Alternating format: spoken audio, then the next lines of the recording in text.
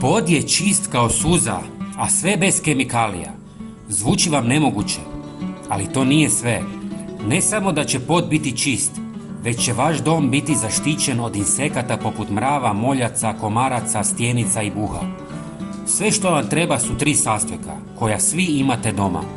A najbolje od svega jest da ga ne morate potrošiti odmah, već ga možete i sačuvati za drugi put. Pa krenimo redom. U pola litre tople vode dodajte 5 žlica limunovog soka koji sadrži antimikrobna svojstva. Osim što čisti i osvježava prostor, limunov sok pomaže u uklanjanju mrlja, masnoća i neutralizaciji neugodnih mirisa, te ostavlja svjež i prirodan miris nakon čišćenja. Zatim dodajte 1 žlicu kuhinjske soli. Sol se koristi za pranje podova zbog svojih abrazivnih svojstva što pomaže u uklanjanju tvrdokornih mrlja i prljavština. Također, sol djeluje kao prirodni dezinficijens pomažući u eliminaciji bakterija i nepoželjnih mirisa. I zadnji sastojak je 1 žlica klinčića koje ćemo samljeti u mlincu. Ovaj sastojak vas sigurno iznenađuje i pitate se pa kakve veze ima klinčić sa pranjem poda i zašto bismo ga usitnjavali.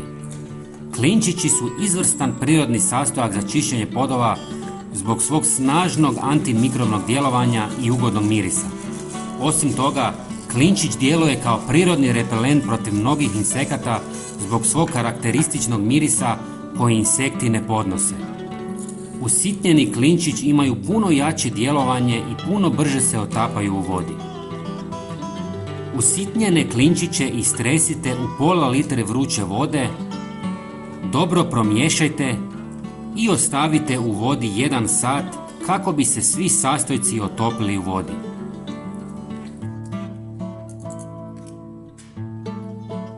Sve procijedite kroz gazu kako biste dobili čistu tekućinu.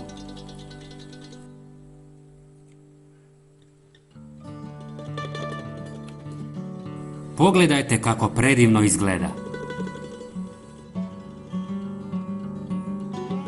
Pomiješajte sa 5 ili više litara vode i spremno je za korištenje. Napravili ste najbolje prirodno sredstvo za pranje poda bez kemikalija. Osim podova, možete ga koristiti za pranje toaleta, kupaonica te svih sličnih površina.